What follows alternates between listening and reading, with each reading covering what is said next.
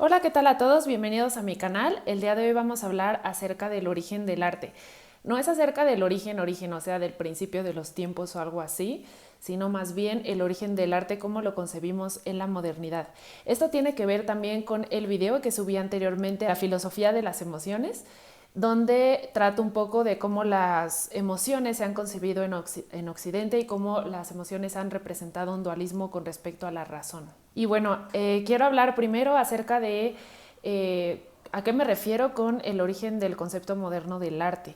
Bueno, es que actualmente vemos el arte de una manera muy distinta como se ha visto en diversos tiempos. En ese video menciono que el arte se deslinda un tanto de lo político y de lo social. ¿A qué me refiero con esto? O sea, realmente lo que quiero decir con esto no es que se deslinde de manera absoluta, obviamente eso sería imposible, ¿no? O sea, siempre como individuos estamos en un contexto social, en un contexto político y no podemos salir de él por mucho que queramos, ¿no?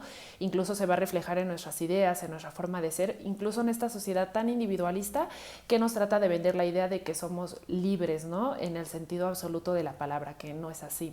Me refiero más bien al cambio de paradigma que se da alrededor del arte desde las épocas anteriores y la modernidad.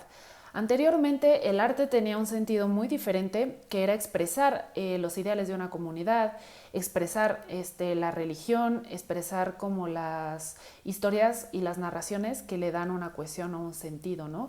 A ese grupo, a determinado grupo. Por ejemplo, cuando vemos una escultura del antiguo Egipto, notamos que poco importa ahí la experiencia vital del artista o la experiencia individual, sino lo que importa es reflejar ese mundo divino que ellos pensaban que existía y pensaban que le daba un sentido a su vida, no solamente de personal, sino un sentido completamente colectivo, le daba sentido a su civilización completamente, ¿no? Entonces el arte aquí reflejaba totalmente un paradigma, ¿no? En la Edad Media ocurre algo muy similar. El gremio de los artistas, de los pintores, era igual que el gremio de los carpinteros o el gremio de las personas que hacían textiles o de los gremios de los herreros, o sea, daba lo mismo, ¿no? Su función era un tanto artesanal y no era creativa de expresar completamente su sentir, sino era más bien una cuestión como más bien de un servicio de artesanal, ¿no? En el caso de la pintura o de los talleres de pintura medievales, notamos que ni siquiera es que un solo pintor hiciera la obra. Muchas veces había un especialista de manos, un especialista de rostros y se iban turnando la obra hasta que la terminaban. O sea, era una labor colectiva. Y de hecho había un canon estricto en el caso de las representaciones religiosas de qué podía representarse. Tampoco era tan radical, o sea, la historia siempre es mucho más compleja que las cuestiones conceptuales y eso es algo que quiero decir, ¿no? Aquí les trato de mostrar como un panorama general de lo que, bueno, se daba generalmente, pero no quiere decir que absolutamente en toda la Edad Media o en toda la antigüedad no haya habido alguien que expresara desde su propia experiencia o que fuera creativo. Esto no es así, pero es muy diferente a cómo concebimos el arte actualmente, ¿no? Y bueno, ¿cómo es que nace el arte moderno como lo conocemos? Esto tiene mucho que ver con el conflicto que les mencionaba anteriormente acerca de la razón y las emociones, este dualismo que vemos tan presente en Occidente. Vamos a hacer una parada en un siglo muy particular, que es el siglo XVIII, donde comienzan a desarrollarse ideas acerca de que la razón es la salvación de la humanidad, la gran salvadora de la humanidad, que anteriormente solamente existían dogmas y supersticiones que estancaban a la humanidad y que evitaban el progreso. Y bueno, el proceso hacia el pensamiento ilustrado es algo muy complejo. Les recomiendo este libro, donde se habla de que la burguesía tiene un papel central en este cambio de paradigma, en este cambio de mentalidad. ¿Cuál es el problema del pensamiento ilustrado? Aparentemente es algo bonito, ¿no? De libertad. Incluso hay ideales ahí de libertad porque comienzan a decir los filósofos y los teóricos, piensa por ti mismo, ya no te dejes guiar por estos dogmas, por estas supersticiones, atrévete a pensar, ¿no? Sin embargo, también, o sea, lo que ocurre y lo que es problemático es que el desarrollo de la ilustración se da paralelamente al desarrollo de esta idea del monarca como poder absoluto. Este proceso de donde cada vez el monarca tiene mucha más importancia comienza desde el siglo XVI, XV, XVI.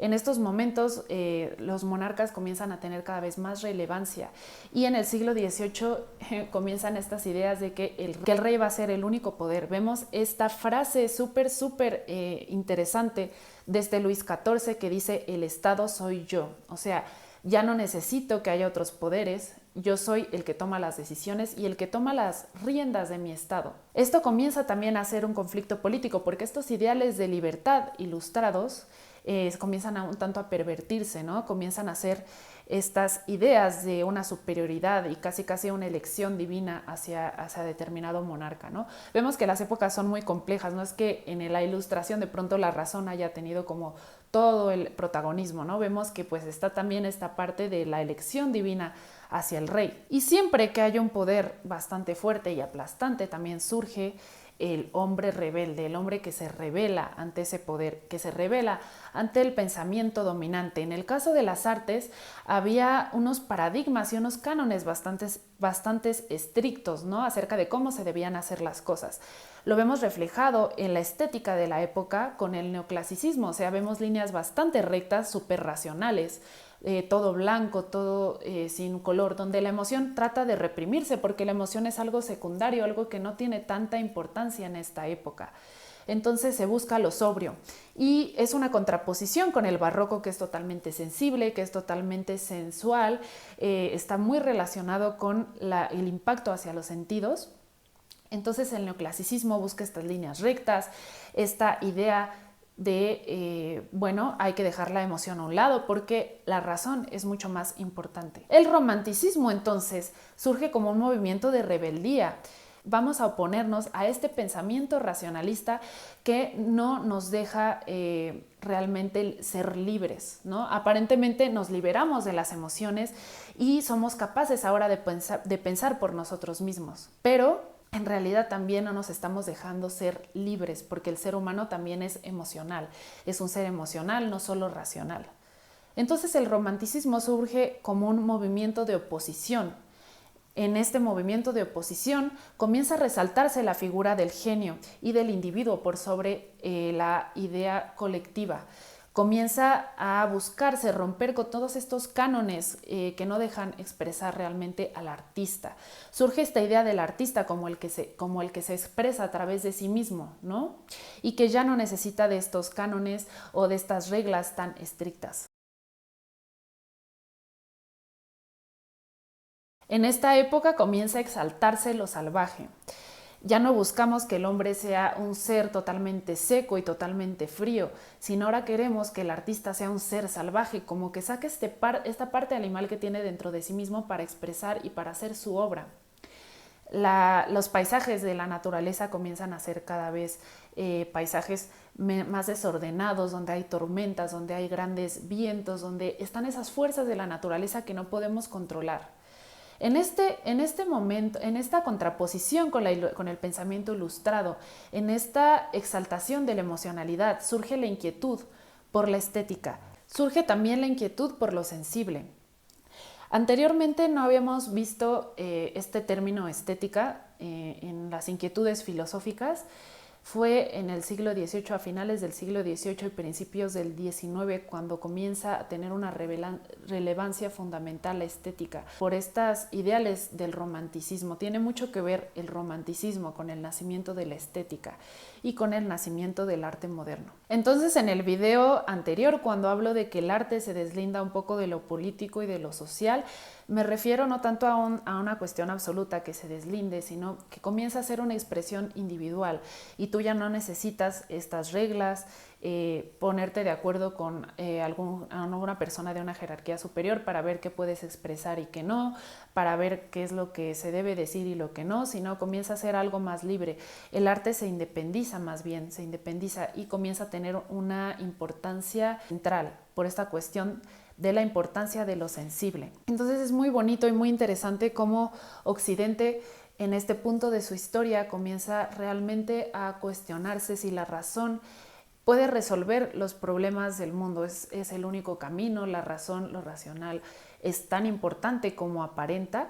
O sea, realmente si nos ponemos a pensar, o yo como lo veo, es que la razón es una herramienta, ¿no? O sea, la razón es una simple herramienta que nos ayuda a tener las cosas ordenadas, a tener un orden en lo que expresamos y, por supuesto, para el conocimiento y la sabiduría, ¿no? Pero es una herramienta muy flexible porque se puede explicar racionalmente un acto atroz y se puede explicar racionalmente un acto virtuoso, ¿no? O sea, ambas cosas pueden ser justificadas racionalmente. En ese sentido, la razón les sirve a cualquier amo, o sea, la razón no tiene un amo único, no sigue al bien. No, o sea, como decía un poco Platón, ¿no? Es que si tú haces las cosas racionalmente a través de la sabiduría, pues siempre te vas a ir hacia el bien, ¿no? Pues no, o sea, la razón también puede defender el mal. Y bueno, espero que les haya gustado este video. Es un poco un video aclaratorio del video anterior de la filosofía de las emociones. Y bueno, deja en comentarios qué opinas acerca del movimiento romántico, qué opinas acerca de la contraposición de la razón y la emoción. Y deja tu like, ya sabes, suscríbete y todas esas cosas que ayudan a este canal a llegar a más personas. Muchas gracias por ver y los espero en el siguiente video.